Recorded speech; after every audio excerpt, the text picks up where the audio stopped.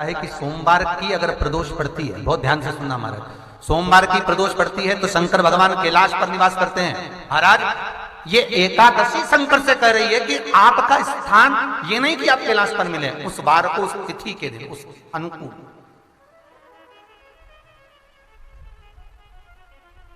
हमारे यहां कहते हैं सोमवार की जो प्रदोष पड़ती है वो इच्छा पूर्ति करती है, ऐसी प्रदोषों का नियम वर्णन किया चाहिए। भगवान कहते ठीक है तू थोड़ी देर खड़ी हो। एकादशी सम्मुख खड़ी हुई, पार्वती जी ने जिस अंगुष्ठ का जल पीने के लिए लिया था हाथ में, बस पीने ही वाली थी, शंकर भगवान ने वही हाथ में जल लेकर एकादशी के हाथ में उसको देकर कहा ले, ये मेरे द्वारा निर्मित एक व्रत है जिसे त्रयोदशी के दिन तूने मांगा है, मैं तुझे देता हूं। आज इस व्रत का फल मैं तुझे प्रदान करता हूं। अब तू जिस जीवात्मा को लेकर जाएगी उसका पाप प्रबल नहीं होगा। किसी स्त्री, पुरुष, बालक, बुजुर्ग जो भी होगा जिसने प्रदोष का व्रत करा होगा, वो जीवात्मा को तू किसी फल की कामना से नहीं, स्वतः ही लेकर चली जाएगी, उसमें कोई कामना नहीं है। बन सके जीवन में 11 प्रदोष या 26 प्रदोष करने के बाद आप उसका उद्यापन कर कर विराम भी दे सकते, पर जीवन में एक बार प्रदोष का व्रत मौका मिले, जिस कामना से, जिस दिन का भाव आपके मन में आए कि मुझे रोग से मुक्ति पाना है तो ये प्रदोष मुझे करना है भाई, और रोग मुक्ति के लिए हम जो भी आपके मन में आ रहा है, संतान प्राप्ति के लिए शनिचरी प्रदोष, आप उसका स्मरण करें। फिर लिखा शिव महापुराण में, बड़ा सुंदर लिखा विद्यार्थी जी ने, मान लो आप प्रदोष का व्रत नहीं कर सकते, आप अगर व्रत नहीं कर सकते तो प्रदोष के दिन, प्रदोष काल में शाम का समय, सूर्यास्त का कुछ पल, कुछ घड़ी के पहले से लेकर बाद तक का प्रदोष काल के अंतर्गत आप शंकर जी के मंदिर में जाकर 1 लोटा पानी, 5 बेलपत्र भी अगर समर्पित करते हैं तो संपूर्ण प्रदोष का फल आपके भाग्य में प्रबल हो जाए। उससे 1000 गुना शिवलिंग में बल की प्राप्ति होती है। प्रदोष के दिन यदि आपको कहीं से शमी पत्र मिल जाए, प्रदोष के दिन यदि कहीं से आपको शमी पत्र मिल जाए, और प्रदोष काल में, प्रदोष का जो समय होता है, शाम का जो समय होता है प्रदोष काल, 4 प्रदोष, 5 प्रदोष आप कर देखिएगा कि आपका कोई काम है, कोई नौकरी के लिए आप अप्लाई कर रहे हैं, कोई समस्या बड़ी विकट आ गई है, कोई तकलीफ, बड़ा गला पकड़ रहा है, कोई तकलीफ विकट आ गई है, कोई समस्या विकट आ गई है, प्रदोष के प्रदोष काल में अगर 1 शमी पत्र भी आप घर के शिवलिंग को, अब ये करने के लिए आपको मंदिर के शिवलिंग नहीं जाना, अपने घर में जो शिवलिंग, चाहे वो स्फटिक का हो, पारद का हो, कंकर शंकर का हो, लकड़ी का हो, जो शिवलिंग तुम्हारे घर में, कांच का हो, चाहे वो नर्मदा के कंकर का हो, नर्मदेश्वर हो, पाषाण का हो, जो शिवलिंग, चांदी का हो, सोने का हो, तांबे का हो, पीतल का हो, जो शिवलिंग तुम्हारे, 1 शमी पत्र यदि आप भगवान शंकर के शिवलिंग पर समर्पित कर रहे हो, और उस शमी पत्र को उठाकर रात्रि को 9:15 की जो एक मुहूर्त होता है, एक समय होता है, जिस समय पर हम अपने मन की बात भगवान शंकर को कहते हैं, पूर्व में भी इसका वर्णन हम कर चुके हैं, करता हूं, उस 9:15 पर वो शमी पत्र को उठाकर एक कागज में, कटोरी में उसको रखते हैं। 4 या 5 प्रदोष के उस शमी पत्र को अपने पास में रखिए, और जिस कार्य के लिए जा रहे हो उसको जेब में ऊपर के भाग में उसको रखकर लेकर जाइए, आपका वो कार्य सफल होकर ही रहेगा, रुक नहीं सकता। शमी पत्र में इतना बल होता है, प्रदोष का जो शमी पत्र होता है वो बड़ा बलवान होता है, बड़ा एक पत्र। प्रयास करना, जब जब जिस महीने में जो प्रदोष पड़ा करे, जब प्रदोष पड़े, बन सके 1 बेलपत्र, बन सके 5 बेलपत्र, शमी पत्र, हरे मूंग, हरा मूंग, बेलपत्र, एक कलश के अंदर थोड़ा सा पानी लेकर 1 बेलपत्र, हरा मूंग, शमी पत्र डालकर, और उसमें थोड़ा सा गुड़ डालकर भगवान शिव का स्मरण कर कर प्रदोष काल में, मान लो कोई काम आपका बहुत जरूरी है, बहुत दिनों से आप थक गए हैं, नहीं हो रहा, कर्जा बढ़ रहा है, धन नहीं आ रहा, व्यापार नहीं चढ़ रहा, या कोई समस्या बहुत प्रबल है, कोई एग्जाम में बैठ रहे हो, नहीं हो रहा, परीक्षा भी दे दी है, रिजल्ट आने ही वाला है, तो भी प्रदोष काल में, प्रदोष के समय वो जल मूंग समीपत्र और बेलपत्र और गुड़ का शंकर के शिवलिंग को समर्पित करना प्रारंभ कर दो। 2 या 3 प्रदोष करोगे, बाबा आपकी मनोकामना शीघ्र पूर्ण कर देगा। 2 या 3 करो, बाबा करेगा। तो प्रदोष व्रत का नियम जो आप ले रहे हैं, प्रदोष व्रत को जो आप श्रवण कर रहे हैं, उसको जरा ध्यान से सुनिएगा। सबसे पहले स्नान ब्रह्म मुहूर्त का, सुबह का, उसके बाद में फिर आसन पर बैठकर भगवान की भक्ति को धारण करना, शंकर का अनुमोदन करना, शिव भक्ति में डूबे रहना, शंकर का स्मरण करना, शंकर के नाम का स्मरण करते रहना। ये प्रदोष का मूल तत्व। महाराज, प्रदोष व्रत करने वाले को भोजन नहीं करना चाहिए, ध्यान दीजिएगा। फलाहार करो, उसमें भी नमक का सेवन मत करो। प्रदोष व्रत में नमक का सेवन वर्जित होता है। कारण क्या कारण होता है?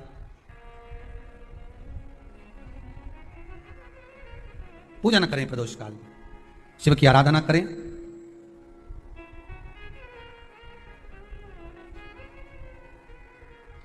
आगे वर्णन आया, प्रदोष व्रत करने वाले को प्रदोष के दिन प्रयास करना चाहिए कि रात्रि के समय पर आधा घंटा, 10 मिनट, 20 मिनट जागरण करे। जागरण मतलब थोड़ा भगवान का भजन कर ले। पहले 4-5 माताएं इकट्ठी नहीं हो तो अपन अकेले कर लो। अपन अकेले कम है क्या भाई? अपन कम पड़े, आराधना अकेले भी करो, जागरण करो। जब आपकी 11 प्रदोष हो जाए, 26 प्रदोष हो जाए, तब उद्यापन करो। उद्यापन 2 ब्राह्मणों को जोड़े से बुलाओ। ब्राह्मणों को जोड़े से बुलाकर उनके चरणों की पूजन कर कर, आराधना कर कर, सुंदर मंडप तैयार कर कर भगवान का, उसमें सुंदर रंगोली डालकर, मंडल बनवाकर पूजन करो शंकर भगवान की प्रदोष का। एक दिन पहले गणेश की आराधना करो, पूजन करो, और प्रदोष वाले दिन जो मंडल बनाए हैं पूजन अर्चना करने के लिए, जो स्थान दिया है, उसकी आराधना करो। खीर की आहुतियां दीजिए 108 बार। जो ब्राह्मण आए उनके माध्यम से मंत्रों द्वारा पूजन कराकर खीर की आहुतियां दीजिए शिव नाम। महाराज, फिर ब्राह्मणों को जोड़े से भोजन कराकर, चरणों को नमन कर कर, दक्षिणा प्रदान कर कर, निवेदन कर कर ब्राह्मणों से कहें, हे ब्राह्मण देवता, आप हमें आशीर्वाद प्रदान करें कि जिस प्रदोष का हमने व्रत किया है, उस व्रत का पुण्य फल हमें प्राप्त हो। ऐसा ब्राह्मण चरण को नमन कर कर, प्रणाम कर कर, उनसे अपने मस्तक पर अक्षत छुड़वाएं। फिर नमन कर कर, भोजन कराकर विदा करें। शाम को भगवान का जागरण करें। ऐसे प्रदोष व्रत का उद्यापन कर अपने जीवन को सार्थक बनाएं। ऐसा सुंदर प्रदोष व्रत का व्याख्यान वर्णन स्कंद पुराण में करती है। लक्ष्मी जी ने बेलपत्र के वृक्ष के नीचे साधना करना प्रारंभ कर। जैसे ही मां लक्ष्मी ने बेलपत्र के वृक्ष के नीचे साधना करना प्रारंभ करा, तो देवाधिदेव महादेव कुछ ही समय में, प्रदोष काल के समय पर, लक्ष्मी जी के सामने शंकर भगवान प्रकट हुए। शिव जी ने पूछा, लक्ष्मी तुम्हें क्या चाहिए? लक्ष्मी जी कहती हैं, मेरी यह अश्व की योनि है, मुझे अश्वी बनना पड़ा, घोड़ी बनना पड़ा। इस अश्व की योनि से मैं मुक्त हूं। पर प्रभु, इस अश्व की योनि से मुक्त तो हूं, पर मेरे प्रभु ने मुझे घोड़ी बनाया है, अश्व बनाया है। मैं चाहती हूं मेरे नारायण मुझे इसी घोड़ी की योनि में, अश्वी की योनि में प्राप्त कर। इस घोड़ी की योनि में, इस अश्वी की योनि में मेरे स्वामी, मेरे नारायण मुझे प्राप्त। ठीक है, भगवान भोलेनाथ जी ने कहा, आप चिंता ना करें। जिस प्रदोष काल में आप बेलपत्री के वृक्ष के नीचे आती हो, दुनिया का कितना भी दरिद्र व्यक्ति हो, चाहे दुनिया का कोई व्यक्ति ऐसा हो जिसका कभी व्यापार चलता ही नहीं हो, उसने 50 बार बदल के देख लिया, फैक्ट्री चली नहीं रही, जिस काम को करने के लिए जाते हैं वो काम टल जाता है, आज की जगह कल, कल की जगह परसों, परसों की जगह नरसों, काम होता ही नहीं। बेटा बेटी का संबंध करने जा रहे हैं पर हो ही नहीं रहा।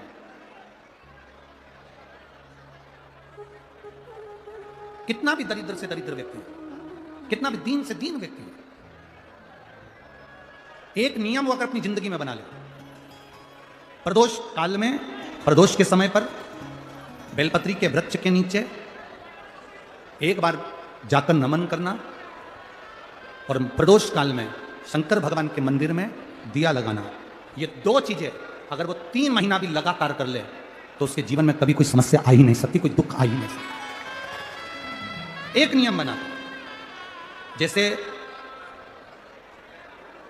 जिस नारी को, जिस पुरुष को, जिस बच्चे को, जिस बड़े को चर्म रोग हो जाता है, चमड़ी सफेद पड़ने लगती है, जब चमड़ी सफेद पड़ने लगती है, चर्म रोग जैसा जब हो जाता है या चर्म रोग उसको घेरने लगता है, चमड़ी जब सफेद पड़ने लगे या चमड़ी काली पड़ने लगे या चर्म रोग सोराइसिस जैसी बीमारी तक के लिए है, बेलपत्री के वृक्ष के नीचे की मिट्टी, बेलपत्री के वृक्ष के नीचे की मिट्टी, उसको जिस पात्र के अंदर शिवलिंग बनाने के लिए हम गलाएं, जिस पात्र के अंदर हम शिवलिंग बनाने के लिए उसको गलाएं और शिवलिंग का निर्माण कर कर हम बेलपत्री के वृक्ष के नीचे उसका पूजन करें, उसका विसर्जन करें। और बेलपत्री के नीचे की जो मिट्टी है जिस पात्र में गलाई जाती है, उस पात्र के पानी का स्नान, उस मिट्टी का थोड़ा सा भाग अपने शरीर पर लगाकर, जहाँ सफ़ेद चमड़ी हो रही हो या श्वेत चमड़ी हो रही हो वहाँ लगाकर और उसका स्नान करना यदि हम प्रारंभ करें। परंतु प्रदोष जैसे अपन शंकर भगवान के मंदिर जाते हैं, दर्शन करते हैं, पूजन करते हैं, उसी तरह बेलपत्री के वृक्ष के नीचे की मिट्टी को गलाकर हम शिवलिंग का निर्माण करते हैं। स्नान करना या शरीर पे लगाने के साथ में सबसे ज़्यादा जरूरी है शंकर भगवान के उस शिवलिंग की पूजन करना, पार्थिव लिंग की पूजन करना। लगभग 2 शिवरात्रि निकलेगी महीने की और बाबा जहां जहां से चमड़ी सफेद हो रही होगी वहां से धीरे धीरे बाबा अपने असली रंग को देना प्रारंभ कर देता है। इतना बेलपत्री के वृक्ष की पार्थिव लिंग निर्माण और पूजन की उस मिट्टी का इतना वर्णन हमारे शास्त्र करते हैं, इतना वर्णन।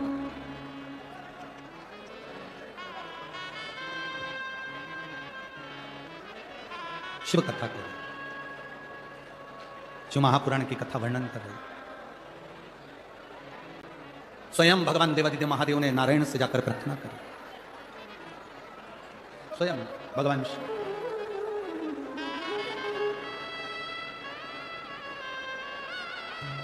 शंभु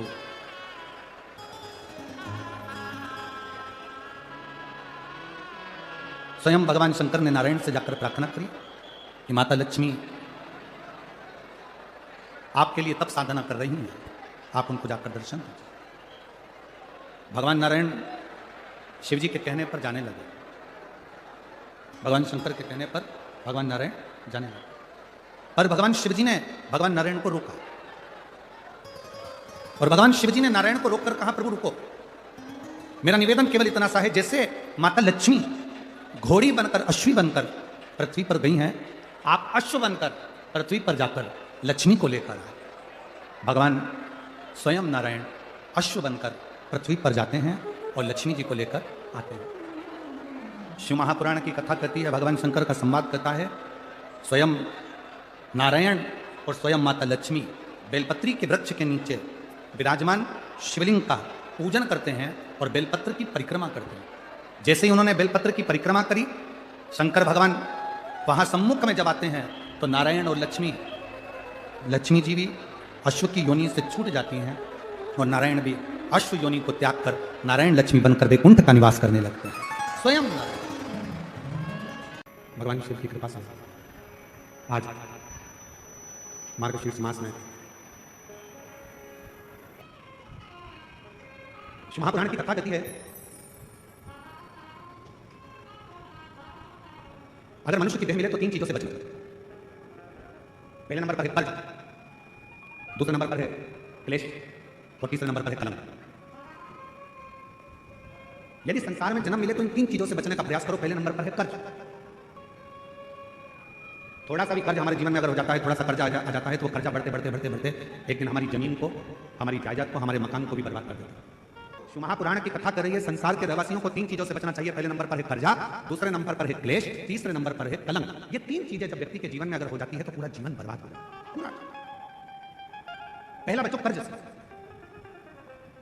₹10 भी किसी का अगर कर्जा है तो वह हमको एक ना एक दिन डुबो देगा, इसलिए कर्जे से बचने का प्रयास करो। आज हो क्या रहा है, लाओ हम तुम्हें कर्जा दे देंगे। बड़ी बड़ी कंपनियां खुली हैं, बड़े बड़े बैंक खुले हुए हैं जो दिन रात मोटरसाइकिल पे अपने अपने फ्लेक्स लगाकर दिन रात कहते हैं लो एक दिन में हम लोन देते हैं, गाड़ी पर लोन ले लो, मकान पर लोन ले लो, जमीन पर लोन ले लो, लोन ले लो, लोन ले लो, पैसा ले लो, पैसा ले लो। आज क्यों देने को तैयार बैठे? वो चाहते हैं कि आप थोड़ा सा लोन लोगे, धीरे धीरे वो चुका नहीं पाओगे तो एक दिन तुम्हारी जमीन भी चली जाएगी, मकान भी चले जाएगा और मालूम पड़ा एक दिन जो रखा हुआ धन है वो पूरा बर्बाद हो जाएगा।